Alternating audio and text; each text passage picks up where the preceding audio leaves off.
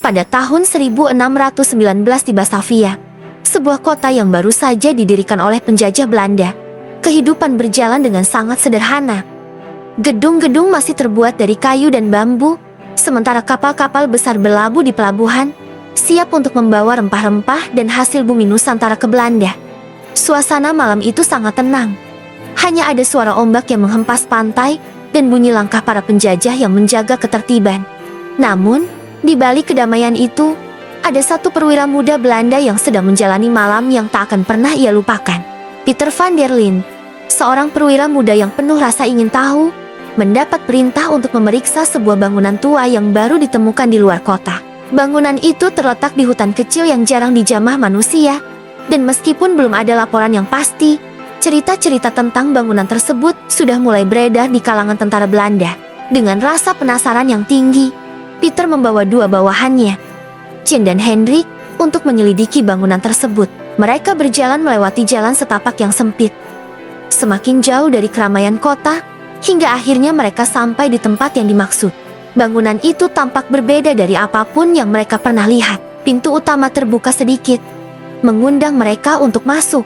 "Ini aneh," kata Peter sambil menatap ke dalam dengan hati-hati. "Tidak seharusnya bangunan ini berada di sini. Tidak ada tanda-tanda kehidupan di sekitar."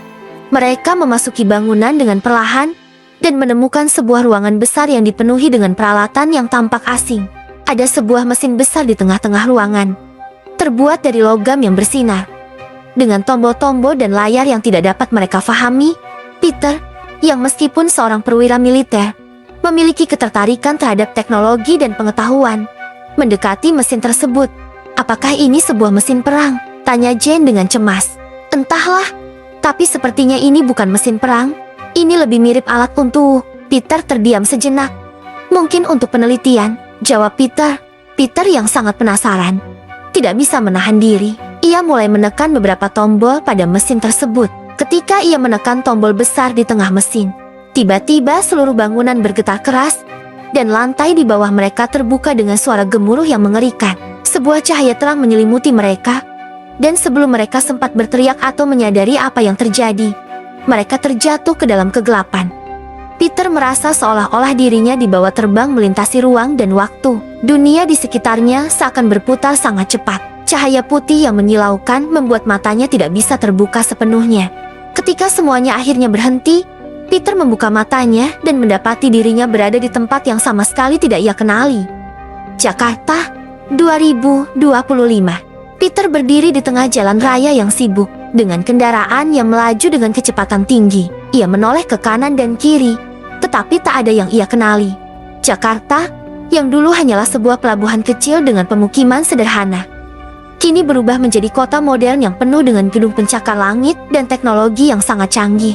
Kendaraan-kendaraan besar yang melaju tanpa kuda, manusia yang mengenakan pakaian aneh, dan suara-suara yang datang dari berbagai arah membuat Peter merasa kebingungan.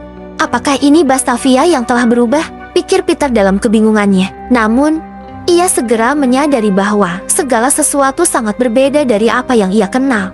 Gedung-gedung yang menjulang tinggi, jalan-jalan yang dipenuhi dengan kendaraan tanpa kuda, bahkan orang-orang yang menggunakan benda kecil di tangan mereka untuk berbicara dengan orang lain tanpa harus bertemu langsung, semuanya tampak sangat asing.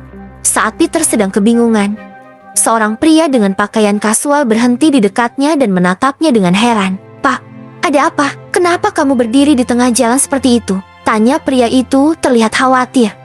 Peter dengan terbata-bata menjawab, "Di mana ini? Apa yang terjadi? Apakah ini Batavia?" Pria itu mengerutkan kening. "Batavia? Kamu ngomong apa?" "Pak, ini Jakarta, tahun 2025. Peter terdiam. Kebingungannya semakin menjadi jeti. "Tahun 2025, kata Peter, berbicara pelan, mencoba mengerti. "Tapi ini seharusnya tahun ke-1619. Apa yang sedang terjadi?" Pria itu mengangkat bahu. "Mungkin kamu terlalu capek. Pak, kalau mau, saya antar ke rumah sakit. Sepertinya kamu butuh bantuan." Peter menatap pria itu dengan tatapan kosong. Dengan ragu, ia mengikuti pria itu ke pinggir jalan. Kendaraan-kendaraan besar melintas dengan suara berisik, namun Peter merasa semakin asing dengan dunia yang ada di sekitarnya. Seiring berjalannya waktu, Peter berusaha mengumpulkan informasi. Ia berjalan-jalan di sekitar Jakarta, bertanya kepada penduduk setempat. Tetapi semakin ia bertanya, semakin ia merasa dunia ini jauh dari apa yang ia kenal. Kota ini telah berkembang sangat pesat, dan segala sesuatunya tampak begitu maju. Peter terkejut melihat gedung-gedung pencakar langit yang menjulang tinggi, lampu-lampu neon yang terang benderang, dan keramaian orang yang begitu sibuk dengan alat komunikasi kecil di tangan mereka. Jalan-jalan yang dulu sunyi kini dipenuhi dengan kendaraan besar yang tidak ia fahami. Peter mencoba berbicara dengan orang-orang, tetapi mereka hanya menatapnya dengan bingung. Mereka tidak mengerti bahasa Belanda, dan ia kesulitan berkomunikasi. Ia merasakan kesepian yang mendalam. Bahkan ketika ia mencoba menjelaskan bahwa dirinya adalah seorang perwira Belanda dari masa lalu, tak ada yang percaya. Orang-orang lebih menganggapnya sebagai seorang gila atau seorang yang tersesat. Di tengah kebingungannya, Peter bertemu dengan seorang wanita bernama Maya, seorang profesor sejarah yang tertarik dengan peristiwa aneh yang terjadi pada Peter. Maya, yang bekerja di sebuah universitas terkemuka, melihat Peter sebagai sebuah fenomena langka. Ia mengundang Peter untuk berbicara lebih lanjut di ruang kerjanya, sebuah tempat yang dipenuhi dengan buku dan teknologi canggih. Maya mengajak Peter ke ruang kerjanya yang dipenuhi dengan layar besar dan perangkat teknologi canggih. Ia menunjukkan sejarah panjang Indonesia, dari penjajahan hingga perjuangan kemerdekaan. Maya menjelaskan kepada Peter bahwa Indonesia kini adalah negara yang merdeka dan telah berkembang pesat. Belanda yang dulu merupakan penjajah, kini hanya menjadi bagian dari sejarah, tidak lagi berkuasa di sini. Di sini, kami tidak hanya mengenang masa lalu, tetapi juga berusaha memperbaiki masa depan, kata Maya sambil menunjukkan peta dunia yang futuristik di layar komputer besar. Indonesia bukan lagi negara yang lemah. Kami kini memiliki kekuatan ekonomi, politik, dan teknologi yang luar biasa. Peter, yang selama ini mengenal Indonesia sebagai tanah jajahan, sangat terkejut. Bagaimana bisa Indonesia seperti ini sekarang? Apa yang terjadi selama ini? Tanya Peter, penuh rasa ingin tahu. Maya tersenyum lembut. Kami melalui banyak perjuangan, perang, perjuangan kemerdekaan, dan kerja keras masyarakat. Belanda memang bagian dari sejarah kami, tetapi kami tidak membiarkan masa lalu menghambat kami untuk maju. Peter mendengarkan dengan seksama. Ia merasa ada semacam penghargaan yang dalam terhadap masa depan Indonesia. Namun, di sisi lain, ia merasa bingung dan kesepian. Masa depan yang ia saksikan sangat berbeda dengan dunia yang ia tinggalkan. Di sini, Belanda bukan lagi penjajah yang menindas, tetapi hanya bagian dari cerita lama.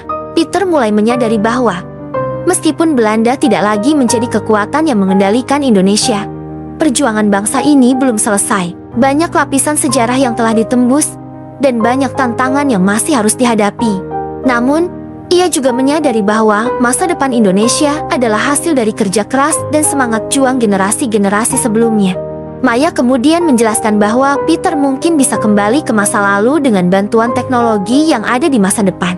Ia mengajak Peter untuk bekerja sama dengan para ilmuwan untuk mencari tahu bagaimana cara mengaktifkan mesin waktu yang membawanya ke sini. Peter merasa ragu, namun keinginannya untuk kembali ke masa lalu lebih besar dari segalanya. Setelah beberapa minggu eksperimen, akhirnya mereka menemukan cara untuk mengaktifkan mesin waktu tersebut. Maya memberi Peter pilihan, kembali ke masa lalu atau tetap tinggal di dunia yang telah begitu ia hargai ini. Peter merasa berat untuk pergi, tetapi ia tahu bahwa tanggung jawabnya ada di masa lalu di dunia yang memerlukan pengaruh dan kehadirannya. Aku akan kembali, kata Peter dengan suara pelan, meskipun hatinya penuh dengan keraguan. Dengan hati yang berat, Peter memasuki mesin waktu yang telah diaktifkan, dan dalam sekejap, ia kembali terlempar ke Batavia, ke tahun 1619. Ia terjatuh di jalan yang sama, tetapi dunia di sekitarnya tampak tidak berubah. Walaupun kembali ke masa lalu, Peter kini membawa pemahaman yang lebih dalam tentang perjalanan sejarah. Ia sadar bahwa meskipun masa depan penuh dengan kemajuan, masa lalu adalah fondasi dari semua yang telah dicapai. Peter kembali menjalani hidupnya sebagai seorang perwira Belanda.